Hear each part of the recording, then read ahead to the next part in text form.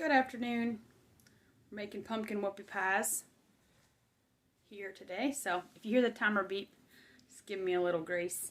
I was going to do this, answer these questions that I had asked on my Instagram stories. I was going to answer them live on Instagram, but for some reason I guess maybe the connection wasn't great. So I'm going to answer them this way. So one of the first questions I got was, what is the joys of homesteading and what's the hardest part of homesteading? The joys of homesteading is you get more control. You take more control over your food. You know what goes in it. You know the labor it takes to grow it.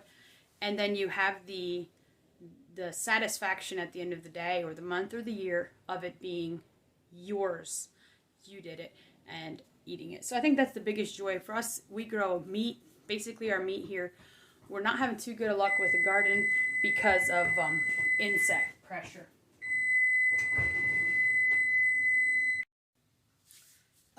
And the hardest thing about homesteading, community, people who understand why you're doing what you're doing. For us, sourcing good feed has actually been really, really hard. And also I have a notebook here so I don't forget what I'm supposed to talk about. Not being able to grow a good garden for us has been hard because we can't grow vegetables. But with Azure Standard, we can buy organic or at least clean ones pretty reasonably. And then another hard thing is, like I said, community, people who don't understand what we're doing. So I guess I'm repeating myself a little bit there. So that's a real quick overview. All right, there was a question about how to store good fats, and I'm assuming that they were asking about things like lard and tallow during the summer in the South. Because if, I'll just say that you didn't have power, how would you store it? Well, one thing about rendering down tallow and lard is it's hot. And if you can it, like put it in a jar when it's hot and put the lid on immediately, you're going to get a seal. If you don't have refrigeration, that will hold for quite a while in a dark, cool place. And I'm talking like months. If you're processing it and you have the means to keep it in a fridge, that would work too.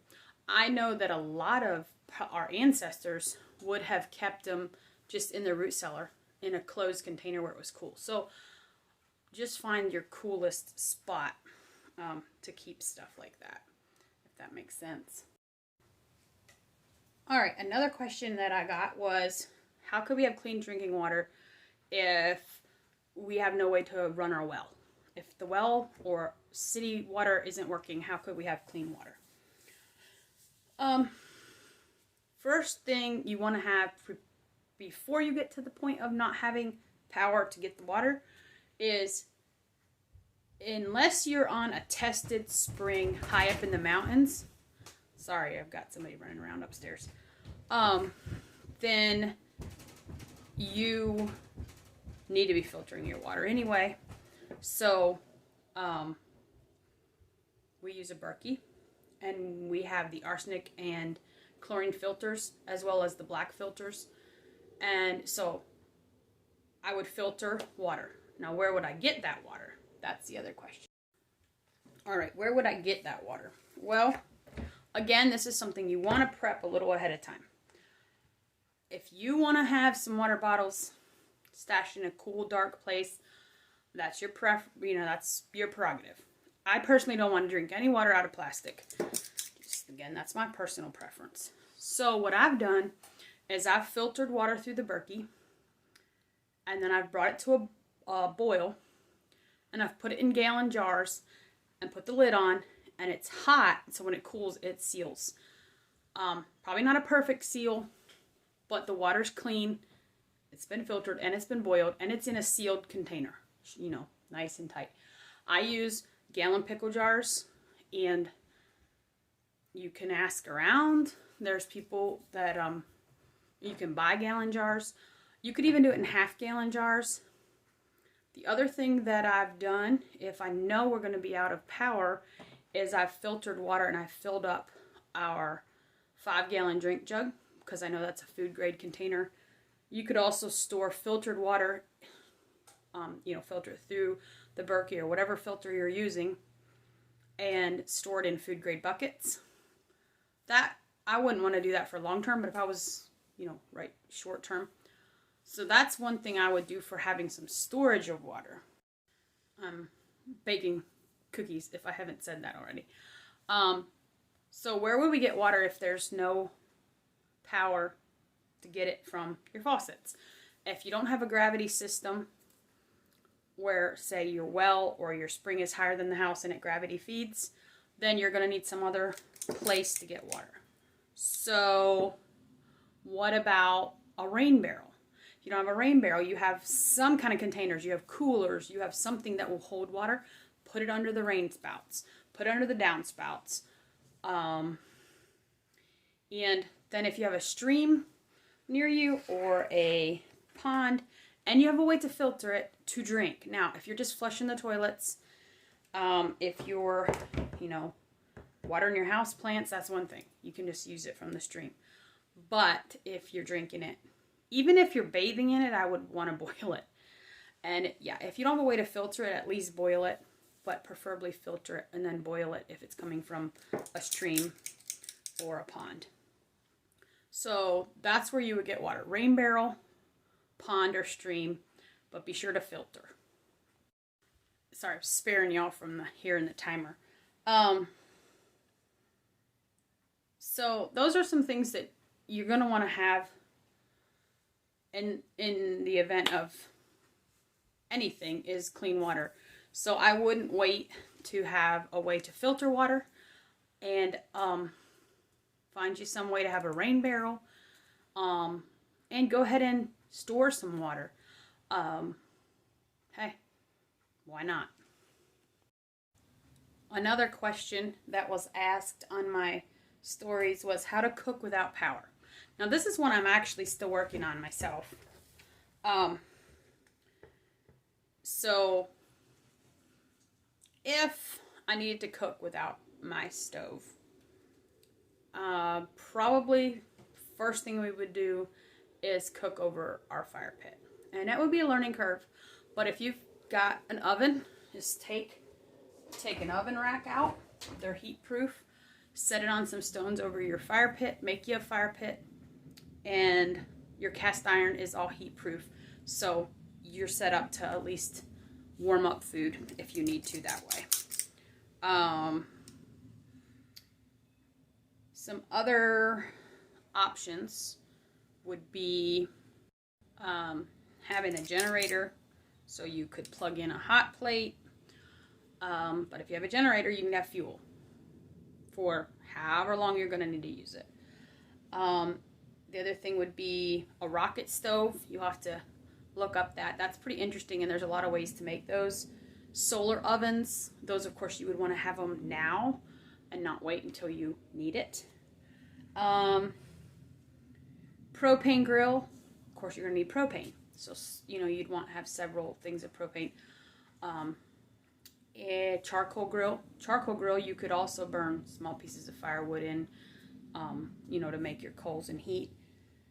That would be some other options. Some other options for cooking, if you have propane, is like your double camp stove burners, double burners, things like that. If you, like I said, if you have a generator, you could plug something in, but remember that's just using up fuel that you're probably going to want to reserve for a longer period of time. If you have a fire pit, fire ring, anything like that, you're going to need firewood. If you can get pellets that are pressure treated, you do not want them treated with anything else because they wouldn't be safe to burn. They could potentially have fumes that would hurt you. But pellets, downed limbs from trees. Those are all things you can, you can make a family evening out of and stock up on. Okay, but if you need wood, then you need something to cut the wood, right? So if you have a chainsaw, which is great, you also need to make sure we have a backup of fuel, of gas and oil for that chainsaw, and a couple chains, because chains, especially if you're cutting something like pallets, chains, you can go through chains pretty fast. Also, YouTube, watch a couple YouTube and learn how to sharpen your chains to help you be able to cut better. The other thing is handsaw. Can wear you out, but at least you have a way to cut. And the other thing is a battery powered sawzall would be a good thing. Or they do have some battery powered chainsaws. But then again, if you do that, how are you charging that? Do you have like a solar battery pack that's big enough for you to plug in something like that to charge them? So just some thoughts to think about for getting your firewood. Another question that was asked was, how about inside heat? If your normal heat is all electric based, how would you get heat inside? That one can actually be a little tricky because you want to be careful what you're using inside for heat, because some of the stuff can cause fumes. They have the kerosene heaters from some of our grandparents probably had them.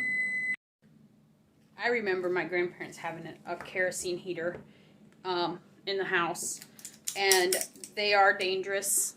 If you have one, you might want to consider some kind of way to keep children away from it. But then, of course, if you have that, you need a supply of kerosene to keep it running. So some of the things to think about ahead of time so that you're not rushing if you suddenly need it. If you have a way to put in a wood stove, maybe go ahead and do that and have it all tested to see if it works. If you're in the South like we are, you won't use it for, real often, but there's a lot of days where a nice fire would feel good. Propane, if you have any kind of propane heater that's safe to use indoors, again, you're going to need the propane stocked up for that. If you heat your house already with propane, sometimes those, like if you have wall heaters, they will work without power. Just your automatic fans that come on to blow the heat around aren't going to work. So your heat's not going to get as far from your heater. I grew up with wood heat. There's nothing like a good wood stove. Wood heat. But if you're in the South and it doesn't get really cold for very long, you might be able to get away with just plenty of layers. And staying warm. If you have a gas cook stove, now this is electric, but if you have a gas one like that, they will work. As long as you have propane or natural gas to run them, they will work. You'll just have to light them manually. I mean, you'll have to actually get a match or a lighter and light them. So that's maybe something you want to have, is lighters or those long fireplace matches. Another source of inside heat is if you have fireplace logs, gas logs, or a fireplace where you can burn firewood. So all those things are, if there's not something you use all the time, you might want to test it and see what it needs to make it safe to use. Another thing, this wasn't a question, but this is kind of my thoughts on this, is if this is going to be something where it's kind of long term and you're not going to have the normal amenities, then if you're thinking ahead to that, like think about your first week. What will you do in the first week? One thing I've thought about is we have a generator, and we have freezers. So that's going to be number one priority. And so during that first week, I'm going to use an outdoor cooker. And I'm going to can as much of that meat as I can to help preserve it for later use. So that's one thing I'm going to do in the first week. So by canning up the meat, hopefully we can get the freezers turned off and not need the generator for them. That's kind of the purpose of that. The other thing to think about is, what will you do with your animals? Do you have a solar fencer? Do you have a way to water them? I mean, they can drink from a stream or a pond, but do you have a way to do that? And a feed plan, like, can they just eat grass? You won't get as much production, but, you know, just think through some of that stuff. How would that go down in the first week? And also, in that first week is a good time to finalize other things if this is going to end up being longer than a week or longer than a month. Another thing that we didn't really cover is like personal hygiene, showers, things like that. One thing that I've thought about, and it's something that will probably do, is, I mean, if you don't have power, and that's, your water depends on that to be able to come out your faucets, then you're going to need to have some other way to shower or take a bath. Most children will fit in to take a bath in a big, like a Rubbermaid tub, storage tote type thing, or a big cooler. And you can heat up water over a campfire with like a cast iron, even a stainless steel kettle works over a campfire. Just remember that it's going to be really hot. Good camping equipment would be a good plus in this area. Like a solar shower setup, where you could like heat the water by the sun and at least have a way to shower at the end of the day. Solar chargers for your cell phones, and radios and things like that.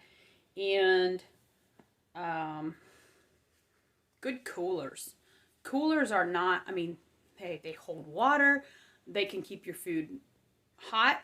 Like, not hot, but like if it's freezing outside and you don't want something to freeze, you can use it sort of like a fridge. But if you need to keep stuff cold, it can keep stuff cold. Coolers can, you know, double as more secure storage if you have animals and you don't want them getting into your food outside or something. So coolers are a really good thing. And any kind of good camp stove and, you know, fuel for it is always good. But ways to cook over an open fire, I think, would be like a number one necessity. A way to hang kettles, cast iron kettles, all of that kind of stuff. Learning how to start a fire, good skills to know. One other thing that I thought about, and it kind of goes along with cooking, well, it really goes along with cooking, is if you need to cook over an open fire, let's just go with worst case scenario. You need to cook over an open fire, either your charcoal grill or actually, you know, a fire pit you've created in the backyard. How would you do that? Like I said, you're going to want cast iron or heavy stainless steel. You're going to want plenty of hot pads to handle them because they're all going to be hot. One tip about that is welder's gloves. The gloves that welders wear, you can buy them at Lowe's and maybe Tractor Supply, but Lowe's, Home Depot, anywhere that sells welding supplies will have welding gloves. Those are perfect to work with over an open fire. But if you're going to cook over an open fire, what are you going to cook? First question. So then you're also going to want to have that stocked up so that you can cook it.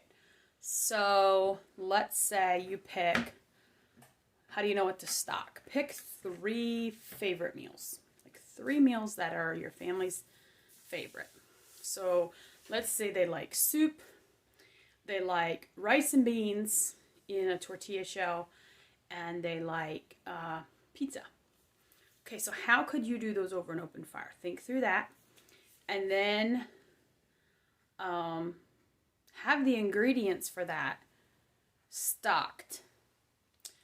You know, rice and beans, those can be cooked in kettles over an open fire. That's not too hard. You know, you season them, so you don't want seasonings. Tortillas, do you know how to do those on a flat pan over a hot fire? They would be actually a good thing to do. They're not that hard. So think about that. What would you need to have stocked up to feed your family that on repeat for a month? I mean, yeah, they might not want to eat rice and beans for a month, but hey, filled bellies are more important. So then soup, that's pretty simple. So you could have all different kinds of dried veggies. You could have canned meats.